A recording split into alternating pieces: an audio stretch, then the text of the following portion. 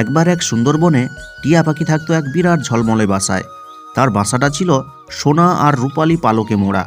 টিয়া ভাবতো সেই বনের সবচেয়ে ধনী আর সুন্দর পাখি সে। আমার পালকগুলো কি দারুণ ঝলমল করছে, এই বনে আমার মতন সুন্দর বাসা আর কারও নেই। এই টুনি, আমার বাসার আশেপাশে ঘোরাঘুরি করবে না তো, তোমার গায়ের ধুলো লাগলে আমার সুন্দর পালক নোংরা হয়ে যাবে, যাও এখান থেকে। টিয়া ভাই, রাগ করছো কেন? আমি তো শুধু একটা খবর দিতে এসেছিলাম। আকাশে অনেক মেঘ করেছে, আজ রাতে বিরাট ঝড় হতে পারে। তোমার বাসার উপরের ডালটা একটু নড়বড় লাগছে, ওটা ঠিক করে নাও। ধুর, তোমায় এত ভাবতে হবে না, আমার বাসা খুব মজবুত। যাও নিজের ভাঙা কুঁড়েঘর সামলাও। টুনি চলে গেল। রাত নামলো কিন্তু ঝড় এলো না। তার বদলে এলো এক দুষ্টু ডাইনি। ডাইনিটা ছিল খুব হিংসুটে। টিয়ার সুন্দর বাসাটা তার খুব পছন্দ হলো। হ্যাঁ হ্যাঁ হ্যাঁ হ্যাঁ, টিয়া, তুই খুব অহংকার করতিস না? আজ দেখ তোর সুন্দর বাসা কেমন ছাই হয়ে যায়। এই বনে শুধু আমারই ঘর সবচেয়ে সুন্দর হবে।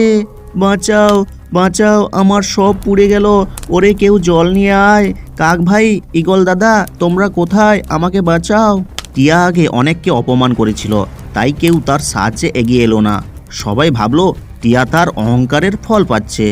টিয়া ভাই, ভয় পেও না, আমি আসছি, আমি আগুন নেভাবো। টুনি তার ছোট্ট সাধ্যমতো জল এনে আগুন নিভিয়ে দিল। টিয়ার প্রাণ বাঁচল, কিন্তু তার সুন্দর বাসার বেশিরভাগই পুড়ে গেল।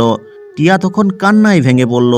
টুনি, আমি তোমাকে কত খারাপ কথা বলেছি, কত তাড়িয়ে দিয়েছি, আর আজ আমার বিপদে তুমি সবার আগে ছুটে এলে। কাক আর ঈগল তো ফিরেও তাকালো না। টিয়া ভাই, ধন সম্পদ মানুষকে বড় করে না, বড় করে মানুষের ভালো ব্যবহার। আজ তোমার দামি পালকগুলো তো আগুন নেভাতে পারলো না। মনে রেখো, আমরা সবাই বন্ধু, একে অপরের বিপদে থাকা উচিত। টিয়া তার ভুল বুঝতে পারল। সে তার বাকি থাকা দামি জিনিসগুলো বনের অন্যান্য বন্ধুদের দিয়ে দিল। সে আর টুনি একসাথে মিলেমিশে থাকতে শুরু করলো। টিয়া শিখল যে অহংকারের প্রাসাদ একদিন ভেঙে পড়ে, কিন্তু ভালোবাসার বন্ধুত্ব চিরকাল টিকে থাকে।